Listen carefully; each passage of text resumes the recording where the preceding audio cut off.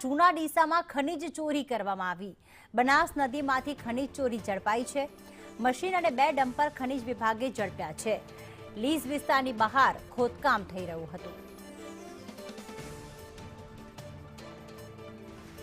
ભરત સુંદેશા અમારી સાથે જોડાઈ ગયા છે। ખનીજ ચોરી ઝડપાઈ છે। ભરત, કોઈની ધરપકડ કરવામાં આવી છે આખી ઘટનામાં?